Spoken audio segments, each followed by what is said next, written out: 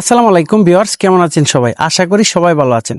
আজকে যে সমস্যাটা আপনাদের হয়েছে সেটা হচ্ছে গ্রোক এআই। যখন আপনি নতুন সাবস্ক্রিপশন কিনেছেন তখন আপনাকে সেই বিক্রেতা একটি ইমেল এবং পাসওয়ার্ড দিয়েছে, আর সেই ইমেল এবং পাসওয়ার্ড আপনি আপনার মোবাইলে যে গ্রোক অ্যাপসটি আছে সেই অ্যাপসে আপনি লগ ইন করতে পারছেন না। কেন করতে পারছেন না? এটার একটাই সমাধান। ভিডিওটা শুরু থেকে শেষ পর্যন্ত দেখতে হবে। মাত্র অল্প একটু সময়ের মধ্যে আপনার সমাধানটা আমি দিয়ে দিচ্ছি। এটার মেইন কারণ হচ্ছে আপনি যখন প্রথমে গ্রোক এআই ফ্রি চালাতেন তখন কিন্তু আপনি আপনার সেই জিমেইলটা দিয়ে, মানে আপনার যে পার্সোনাল জিমেইলটা আছে সেই জিমেইলটা লগ ইন করে আপনি ফ্রি জেনারেট করেছেন ভিডিও অথবা ইমেজ। তো সেই ইমেইলটা অথবা জিমেইলটা আপনার গ্রোক ওয়েবসাইটে লগ ইন হয়ে আছে এবং সেভ হয়ে আছে, যার কারণে আপনি যখন অ্যাপস থেকে লগ আউট করছেন অটোমেটিকলি আবার সেই অ্যাপসটাই অথবা সেই অ্যাকাউন্টটাই লগ ইন হয়ে যাচ্ছে, আপনি নতুনটা করতে পারছেন না। তার জন্য যেটা করতে হবে, চলুন মোবাইল স্ক্রিনে দেখাই আপনাদের। তার জন্য যেটা করতে হবে, আপনি চলে যাবেন আপনার গুগল ক্রোম ব্রাউজারে, ফোনের ক্রোম ব্রাউজারে যাওয়ার পরে আপনি এখানে লিখবেন গ্রোক এআই। গ্রোক এআই লিখার পরে আপনি আপনার এই ক্রোম ব্রাউজারটাকে ডেস্কটপ সাইড করে নেবেন।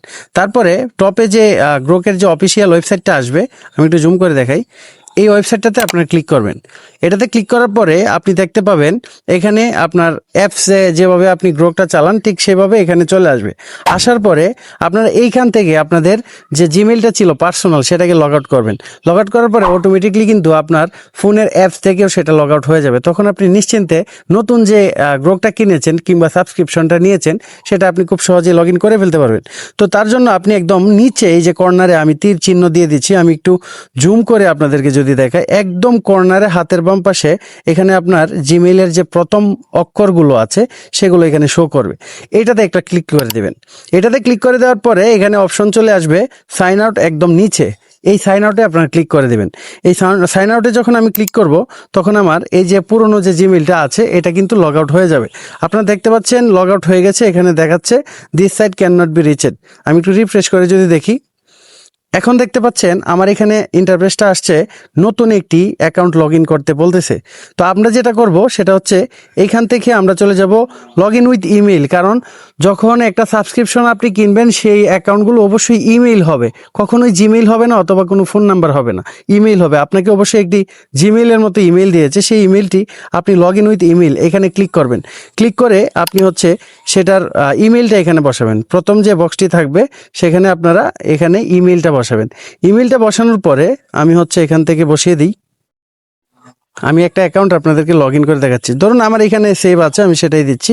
ইমেইলটা দিলাম, দেওয়ার পরে আপনারা নেক্সটে ক্লিক করবেন। তো আমি নেক্সটে ক্লিক করে দিলাম।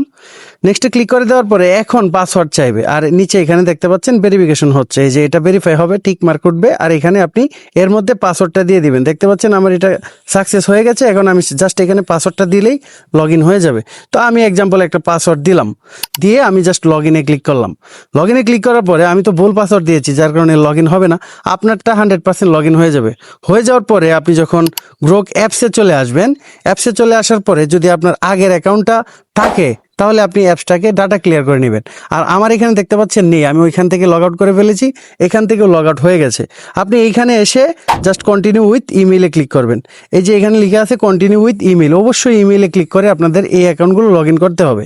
তো এখানেও সেম প্রসেস, আপনি যখন ক্লিক করবেন প্রথমে ইমেইলটা দিবেন, আপনাকে এখানে নিয়ে যাবে, ইমেইলটা দিবেন, তারপর হচ্ছে পাসওয়ার্ডটা দিবেন, তারপর লগ ইন হয়ে যাবে। আর আপনি সাবস্ক্রিপশনটা যে কয় মাসের জন্য নিয়েছেন সেই কয় মাস আরামসে ব্যবহার করতে পারবেন।